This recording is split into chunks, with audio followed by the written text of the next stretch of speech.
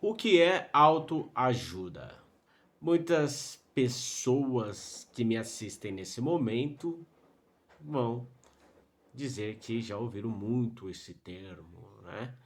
É, Alguns especialistas na atualidade já mencionaram esse tema de variadas maneiras, né? Um muito conhecido, do qual por questões éticas não citarei o nome, disse que os livros de. Ele estava nessa situação falando sobre livros, né? Disse que os livros de autoajuda são realmente de autoajuda, porque ajuda quem escreve, né? Então a gente percebe que existe aí uma certa desqualificação desse termo autoajuda.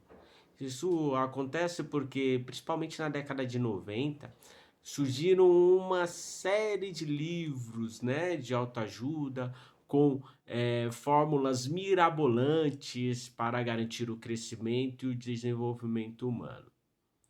Bom, é certo sim que tem muito livro de autoajuda com situações, questões e fórmulas mirabolantes para que as pessoas consigam superar as questões que geram sofrimento em suas vidas, mas não é algo que se possa generalizar, tá? Existe muito livro aí que é intitulado como livro de autoajuda, que tem muito conteúdo aí para trazer para as pessoas.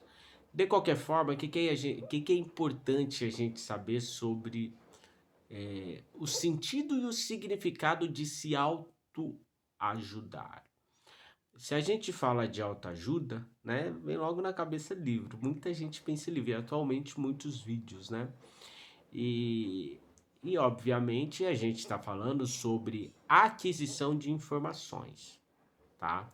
Afinal, quem produz conteúdos de autoajuda vai necessariamente transmitir informações no sentido aí de colaborar com o desenvolvimento e a evolução das pessoas que, obviamente, consumirem esses conteúdos, certo?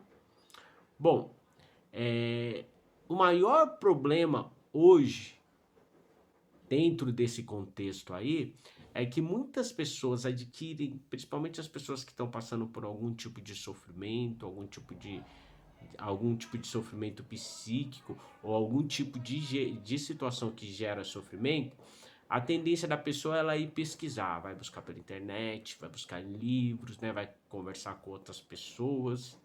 E aí o que que acontece com a pessoa? Ela acumula muita informação. E muita informação, ao invés de ajudar, pode te atrapalhar, tá? Por quê?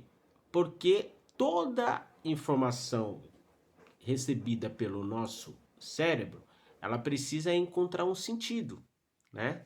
Primeiro ela busca um significado. O que que essa informação significa para mim, né? E o que que eu vou fazer com essa informação? Então estamos falando de significado e de sentido.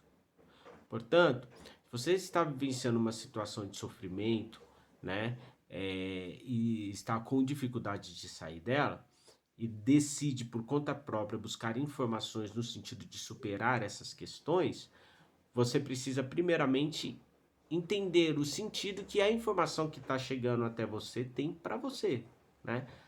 Chegou a informação, o que que eu vou fazer com ela?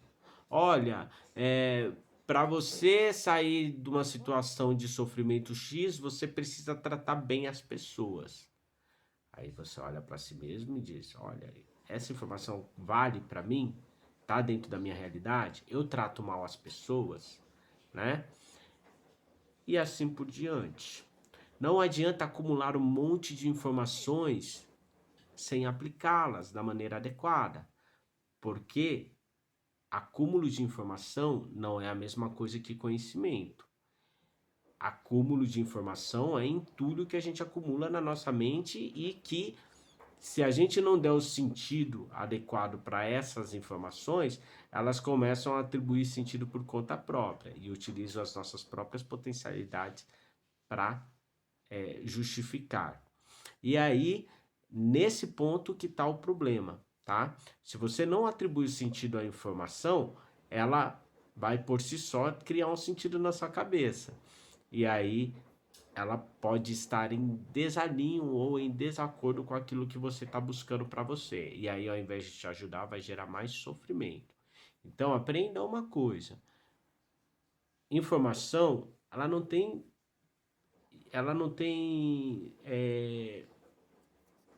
importância nenhuma, tá? Se ela não tem um sentido para você, se você não sabe para que essa informação serve. Busque transformar todas as informações que você recebe, pelo menos a maior parte delas, em conhecimento. Porque conhecimento é informação aplicada, ou seja, é conhecimento posto em prática, é aprendizado posto em prática, tá?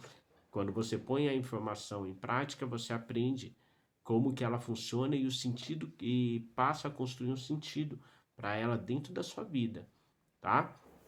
E, obviamente, se você está numa situação de sofrimento recorrente que acontece há muitos anos, também precisa buscar ajuda de um profissional que trabalhe na área do comportamento humano, como um psicólogo, como um terapeuta holístico, como um psiquiatra, enfim, qualquer tipo de profissional que trabalhe com o comportamento humano. Porque se este profissional não for o adequado para a situação, problema que você vivencia, ele poderá te dar um direcionamento, uma indicação ou até mesmo um encaminhamento para o profissional mais adequado para te ajudar a solucionar o seu problema.